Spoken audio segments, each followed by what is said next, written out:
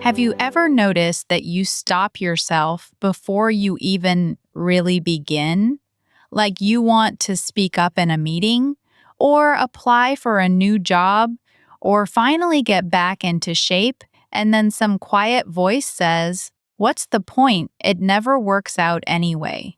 Not because you are lazy, not because you don't care, but because somewhere along the way, your brain may have learned that trying doesn't pay off. Welcome to Mind Decoded. I'm Dr. Ann. And I'm Zach. Dr. Ann, what are we unpacking today? Learned helplessness, the psychology of how our minds can manufacture a feeling of being trapped, even when the cage door is actually open. It's one of those ideas that changed how I understand so many things about myself and other people. Okay, learned helplessness. That phrase already stings a little. It sounds like something I might know too well. And that's exactly why this episode is worth your time. So let's start with a question. When you think about someone who feels stuck in a job, a relationship, a bad habit, what story do you usually tell yourself about them? Honestly, I think I'd say they lack motivation or they're scared of change. Maybe they just aren't trying hard enough. Right, that's the story most of us tell. But in the late 1960s, a psychologist named Martin Seligman and his colleague Stephen Maier ran a series of experiments that showed something much stranger and much more important. The feeling of being stuck isn't always a personality flaw. It can be something the brain literally learns through experience. Learns? Like it's not just a mood? Exactly. It's a learned pattern, almost like a habit of attention. And once it's learned, it can convince an intelligent, capable person or animal that they're helpless even when they're not. Okay, you have to tell me about the experiments. So here's what they did. They worked with dogs. In the first part of the study, one group of dogs received mild electric shocks that they could escape by pressing a panel with their nose. Another group received the same shocks, but nothing they did could stop them. The shocks just eventually ended on their own. The important part is that the second group learned a very specific lesson. My actions don't change what happens to me. Oh, that's grim. It is, but stay with me.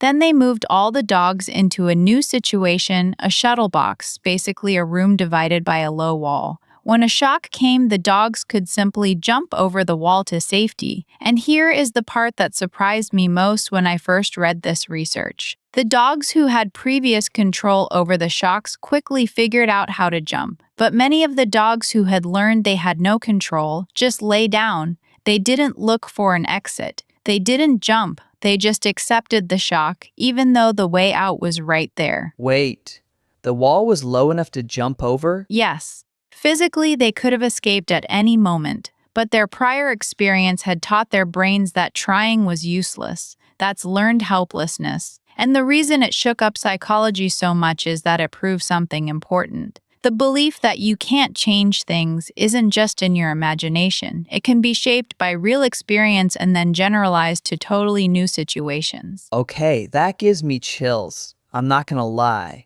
Because I can think of times, okay, maybe a lot of times, where I've just lain down emotionally, even though the wall was right there. Right. And that's the real life version. It doesn't require shocks or a lab. It can grow out of ordinary experiences. A boss who shuts down your ideas, a relationship where your needs don't matter, a period of failure where no matter what you tried, the outcome didn't improve. Over time, your brain starts making predictions. This situation is uncontrollable. Don't waste energy on it. So you're telling me that when I stop trying, it's not because I'm weak, it's because my brain is trying to protect me from more disappointment? In a sense, yes. Think of it like your brain running a background program to save mental energy. If past experience keeps saying action doesn't work, then attempting new things starts to feel expensive and pointless. It's actually a very efficient system, just one that makes big mistakes. Okay, so where does this show up in a normal Tuesday? because I don't have a shuttle box at my apartment. I don't think. Hey, maybe you have email drafts you never send. Maybe you avoid hard conversations because you already know how the other person will respond, even though you haven't actually asked. Maybe you scroll on your phone instead of working on a project because a voice says it won't be good enough. Learned helplessness often looks like quiet giving up, not dramatic collapse. Wait, that's literally me every time I try to learn something new. Okay, I need to tell you about my guitar. I bought a guitar a few years ago because I wanted to learn. For 2 weeks I practiced. My fingers hurt, I couldn't switch chords fast enough, and I thought I just don't have musical talent, so I stopped. And here's the thing, every time I look at that guitar in the corner, I feel bad and then I avoid it more. That's such a perfect example. You tried for 2 weeks, you hit the normal expected difficulty of being a beginner. But instead of reading that as your brain is still building new motor pathways, you read it as I don't have what it takes. Then the avoidance actually confirmed the belief because you never practiced enough to improve. Right. And now I've decided there's no point, so the guitar just sits there. Wow. Okay, I am feeling very seen right now and also a little uncomfortable. Haha, but don't let that discomfort become another reason to avoid it. Recognizing the pattern is actually the first way out. Let me tell you how Seligman and others later understood this. They realized that learned helplessness isn't caused by the bad event itself. It's caused by the explanation your brain gives for why the bad thing happened. The explanation? Yes, researchers found that people who get stuck tend to explain setbacks in 3 specific ways. 1, they see them as permanent, I'll always fail at this. 2, they see them as personal, there's something wrong with me. 3, they see them as pervasive. If I fail at this, I probably fail at everything. Psychologists sometimes call that a pessimistic explanatory style. And here's the kicker, those explanations get practiced inside your head until they become automatic. Okay, I'm checking myself against that list. Permanent, personal, pervasive. Yeah, I think I hit all 3 with the guitar. I'll never learn, I'm not musical. I'm probably bad at learning any instrument. That's exactly what I mean. And the fascinating part is that the reverse is also true. People who become resilient tend to explain bad events as temporary, specific, and external, where appropriate. This is hard right now, and that's normal. This particular method isn't working for me yet. This situation is difficult, not proof that I'm broken. So the story I tell myself about a failure becomes more powerful than the failure itself? Yes, that's a lovely way to put it, and it's backed by decades of research. For example, Seligman later developed the idea of learned optimism, not forced positivity, but the practice of noticing and questioning your automatic explanations. You catch yourself thinking this will never change, and you ask, is that actually true? Where's the evidence? What would I tell a friend in this situation? That's such a simple move, but I can already feel how different it is from what I normally do. And that's not the only piece of research. In 1976, psychologist Ellen Langer and Judith Rodin ran a remarkable study in a nursing home. One group was given houseplants and told the staff would take care of them. Another group was given the same plants but told they were responsible for their care. Months later, the group that had more responsibility and choice reported feeling happier and more active. The study had limitations, but it sparked decades of work on a powerful idea. Perceived control can change how we function. So even little choices, like caring for a plant, can tell the brain, hey, you still have agency here. Exactly. And that suggests something hopeful, because learned helplessness is learned, it can be unlearned. The way out isn't usually through a giant motivational speech, it's through a new experience, especially experiences that give your brain fresh proof that what you do matters. Okay, I want to get practical, but first, I just want to say, this is already changing how I judge myself. I always thought I was being dramatic or lazy. Now I can see it as my brain doing exactly what brains do. Learning from experience. It just learned from the wrong environment. That's such an important shift, and look, once you understand the mechanism behind this, you might actually feel more compassion for yourself. Because this isn't a character flaw, it's a brain feature. It's your mind trying to protect you from repeated disappointment, even when it's now protecting you from opportunities. So how do we unlearn it? Because I've been practicing helplessness with that guitar for years. Let's start with the most concrete tool. Choose one tiny, observable task where the result is almost guaranteed. Do it.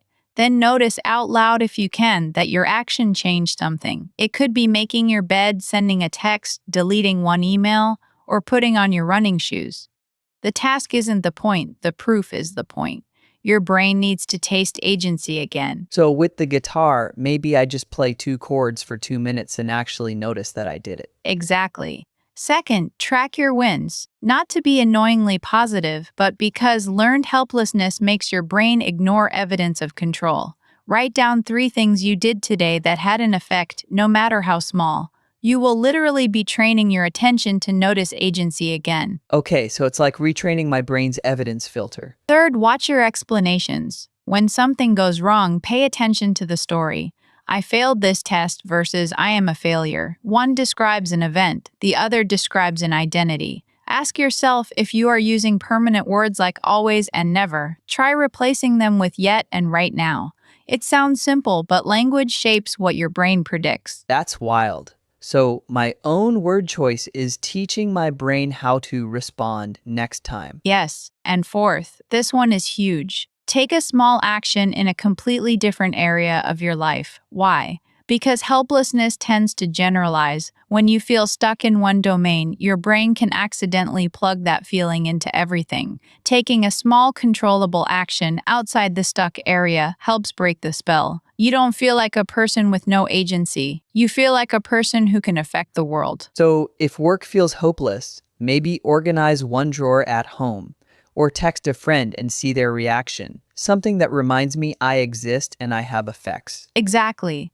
The key is prediction error. Learned helplessness remains powerful when your brain keeps predicting nothing I do matters, and you keep avoiding situations that would prove it wrong. Every small completed action creates a gap between that prediction and reality. Over time, the brain updates its model. Okay, so the way out isn't a giant just believe in yourself speech. It's building a pile of tiny proof. That's beautifully said, and there's one more layer I want to share, because I think it helps people not judge themselves so harshly. Learned helplessness often starts as a completely reasonable response to an environment that really was uncontrollable. If you grew up in chaos, or stayed too long with a controlling person, or worked under an unpredictable system, your brain wasn't crazy to learn that trying didn't work. The problem comes when the environment changes, but the brain keeps carrying that old map. That's a huge relief. Honestly, it feels less like I'm broken and more like I've been running old software. Yes, and that shift in perspective,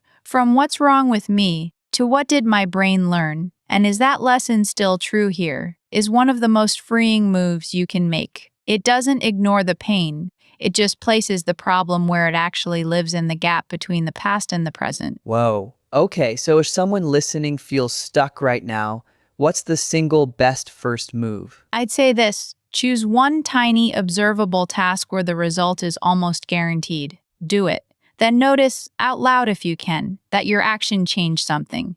The task is not the point. The proof is the point. So the question I'm taking into my day is, what's one small thing I can do that will give my brain evidence that I'm not actually helpless? That's the question. And if you catch yourself lying down next to a low wall, ask yourself, has the situation actually changed? Is the escape route real? Your old learning might be trying to protect you from pain, but sometimes the bravest thing is to test the wall again. That's a good place to land. And now I'm looking at my guitar a little differently. I love that. If you enjoyed this episode or if it helped you see your own stuck feelings with a little more curiosity, please subscribe to Mind Decoded. We decode one psychological pattern every day. Real research, real life, no jargon. Hit the bell so you don't miss the next one. And if this episode made you rethink something, share it with someone who might need a little evidence that they're not broken. Thanks for listening. We'll see you next time, and until then, give your brain some new proof.